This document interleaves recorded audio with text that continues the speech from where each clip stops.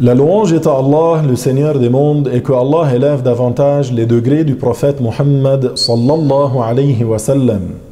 Il y a parmi les musulmans un hadith reconnu sous le nom de hadith al-Nuzul, parce que le prophète Muhammad sallallahu alayhi wa sallam y a dit au début du hadith « Yanzilu Rabbuna ».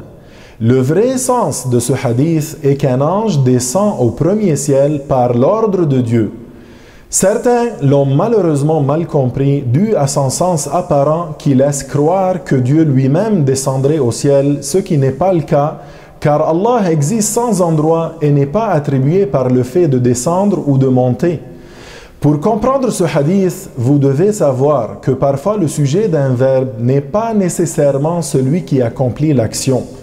Par exemple, on dit « le prince a construit la ville ».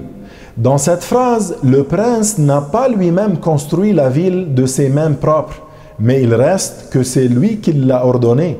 Il est donc valide de dire que c'est le prince qui l'a construite. On applique cette même règle au hadith du Nuzul dans lequel le prophète a dit « Yanzilu Rabbuna » au premier ciel.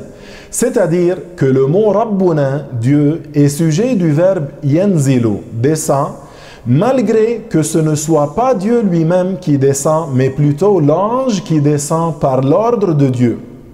Sachez d'ailleurs que Allah existe sans endroit et que lorsque les musulmans disent que Allah est le plus haut, cela signifie qu'il est le plus haut en grade et en degré et non pas dans un endroit élevé comme certains prétendent. Certains falsificateurs qui parlent au nom de l'islam croient que Allah habite les cieux et d'autres disent qu'il est assis sur le trône. Ces deux fausses croyances ne sont pas celles des musulmans, car les musulmans croient par unanimité que Allah existe sans place ni direction. Chers frères et sœurs, croire que Allah réside aux cieux, qu'il est assis sur le trône, qu'il monte ou descend, fait sortir la personne de l'islam.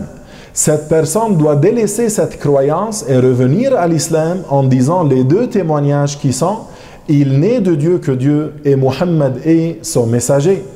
Que Dieu nous augmente en connaissance de la langue arabe et de la religion. Walhamdulillahi Rabbil Alamin.